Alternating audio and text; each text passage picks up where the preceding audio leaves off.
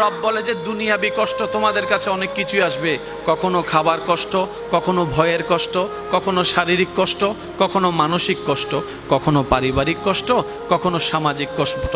কিন্তু বান্দা এতটুক মনে রাখবা, তুমি শুধু আমি রবের হুকুমের অপেক্ষায় বসে থাকবা, আমি রবের হুকুমের অপেক্ষায় বসে থাকবা। কেউ আপনাকে একটা গালি দিছে, তার আপনি দুইটা গালি দিলেন, তাইলে কি ধৈর্য ধরেছেন? একটা গালির আপনার একটা মায়ের বিপক্ষে 4টা মাইরা দিলেন, ধৈর্য ধরেছেন? একজনে গালি দিয়েছে, তারা ধরে 10 জনে মিলে গাছতলায় নিয়ে পিটাইয়েছেন, ধৈর্য ধরেছেন? কেউ আপনাকে ফেসবুকে একটা স্ট্যাটাস দিল, আপনিও তার জন্য 3টা স্ট্যাটাস মাইরা দিলেন, ধৈর্য ধরলেন? জোরে বলেন, ধৈর্য ধরলেন?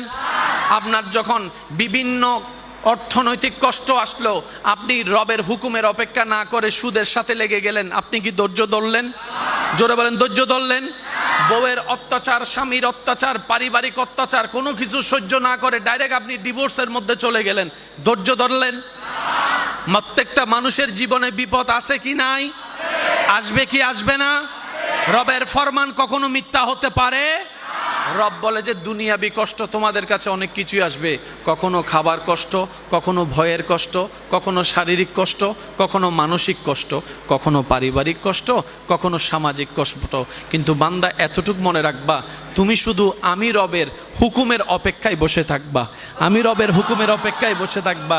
এ রবের হুকুমের অপেক্ষা করে বসে থাকার নামই হচ্ছে ধৈর্য। ধৈর্য। আর রব বলে যে আমার হুকুমের আশার অপেক্ষায় বসে থাকে, আমিও রব তাকে তাকায় থাকি, আমার ফেরেশতারাও তাকে গার্ড দিতে থাকে। সুবহানাল্লাহ। গালি দেনেওয়ালা দিল, শুননেওয়ালা কান দিয়ে শুনলো। মুখ আছে তার 3টা গালি দেওয়ার, শুধু এতটুক চিন্তা করলো। শয়তান বলে যে গালি 3টা দিছে, তুই 6টা দে।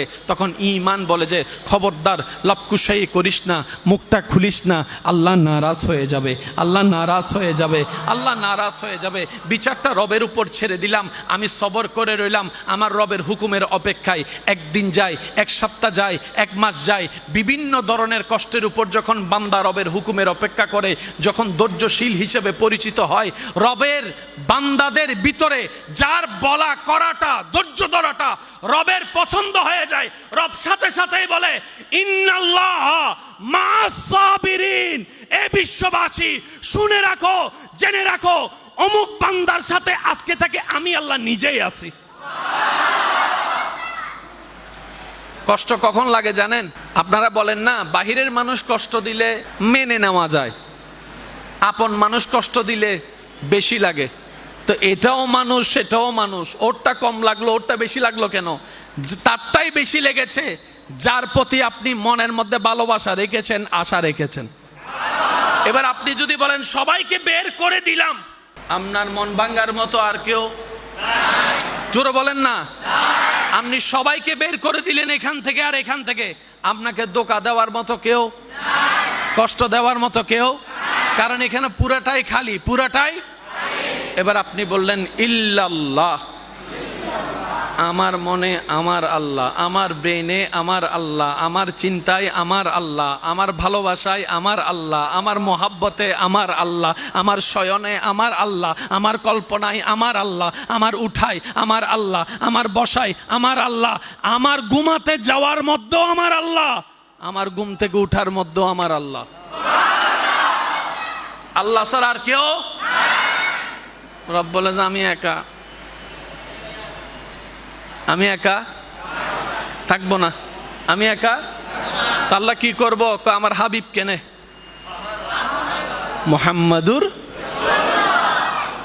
এবার আপনার দিলে, ব্রেইনে, মনে আল্লাহ এবং রসুল।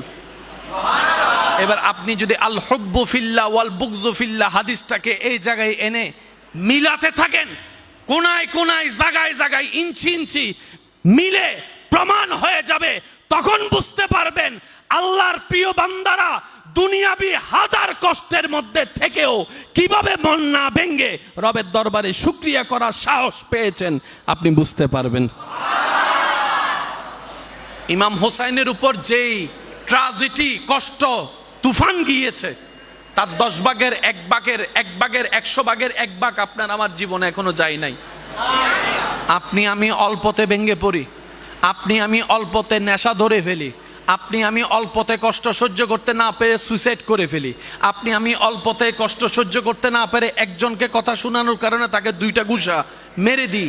ইমাম হুসাইনের উপর যে ট্রাজেডি গিয়েছে, যে টর্চার গিয়েছে, যে কষ্ট গিয়েছে, বিশ্বের ইতিহাসে এখনো পর্যন্ত প্রতিবার কারবালার সেই ঘটনা আসলে আশেকদের চোখ বয়ে পানি পড়তে থাকে, পানি পড়তে থাকে। ঘটনা তার জন্য নতুন কিছু নয়, যতবারই শুনে ততবারই হৃদয় ভেঙে যায়, যতবারই শুনে ততবারই অন্তর ভেঙে যায়। কিভাবে পাষণ্ড ইয়েজিদ এভাবে অত্যাচার করতে পারে? একজন সাধারণ মানুষ তো মানুষকে এতটুকু অত্যাচার করতে পারে না। আর এখানে তো নবী বংশের আওলাদ, রসুলের আওলাদ, মা ফাতেমার নয়নমণি, মৌলা আলী শের খুদার কলিজার টুকরা, সৈয়দুস শাবাবে আহলিল জান্নাহ, জান্নাতের যুবকের সর্দার, ওনার উপর এমন ট্রাজেডি করেছে। এবার আপনি যখন সেই কারবালার চিত্রকে সামনে রাখবেন, দেখবেন পানি কিন্তু নাই, কিন্তু ইমাম হুসাইনের মুখের মধ্যে কোনো পেরেশানি নাই, কোনো আপত্তি নাই। সুবহানাল্লাহ। শরীর খাবার কিন্তু তেমন নাই তাবুতে, কিন্তু ওনার চেহারার মধ্যে কোনো অভাবের চিহ্ন দেখা যাচ্ছে না। কষ্টের উপর কষ্ট, কিন্তু নামাজ পড়তে ভুলে নাই, সিজদা দিতে ভুলে নাই, সিজদা দিতে ভুলে নাই। কতটুক শান্তিতে থাকলে তীরের পর তীর আসে, উনি নামাজে দাঁড়ায়। আর একটু জোরে বলি না সুবহানাল্লাহ। মন কতটুক শান্তিতে থাকলে এত আক্রমণের ভিতরও নামাজটা কি আমাদের মতো 5G গতির নামাজ ছিল? আসসালাতু মেরাজুল মুমিনিন ওয়ালা নামাজে দাঁড়িয়েছেন। পানি নাই, নামাজ ঠিক আছে। খাবার নাই, নামাজে মনোযোগ ঠিক আছে। তীরের পর তীর হামলা হচ্ছে, কিন্তু নামাজের মনোযোগ নষ্ট হয় নাই। ওই ইমাম হুসাইন এত টেনশনের মধ্যে থাকলে আমরা তো সুইসাইড করে ফেলতাম, স্ট্রোক করে কাত হয়ে যেতাম। আপনি এত ইস্তেকামতের সাথে কিভাবে ধৈর্য ধরে থাকলেন? ইমাম হুসাইনের দরবার থেকে উত্তর আসবে, যেখান থেকে মন নিরাশ হয়, যেখান থেকে টেনশনের উৎপত্তি হয়, যেখান থেকে দুশ্চিন্তার উৎপত্তি হয়, আমার মনটাও আমার রবের নামে করে দিয়েছি, আমার ব্রেনটাকে আমার রবের নামে করে দিয়েছি। আমার চিন্তা, আমার সকাল, আমার দুপুর, সন্ধ্যা, রাত আমি হুসাইন আমার রবের নামে করে দিয়েছি। আমার খাওয়া দাওয়া, আমার ঘুম, আমার জেগে ওঠা আমার রবের নামে করে দিয়েছি।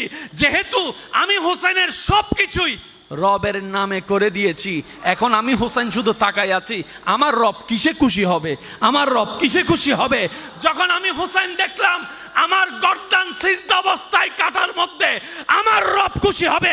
আমি হুসাইন সে গর্দান কাটাকে কষ্টই অনুভব করি নাই, আমার রবের খুশির জন্য। বলেন সুবহানাল্লাহ। ওয়ালা নাবলুওয়ান্নাকুম বিশাইইন মিনাল খাউফি ওয়াল জুই ওয়া নাকসিন মিনাল আমওয়ালি ওয়াল আনফুসি ওয়াস সামারাত ওয়া বাশশিরিস সাবিরিন। বিপদের কথা, কষ্টের কথা বলার পর রব বলছেন, শুভ সংবাদ তাদের জন্য যারা ধৈর্য ধরে।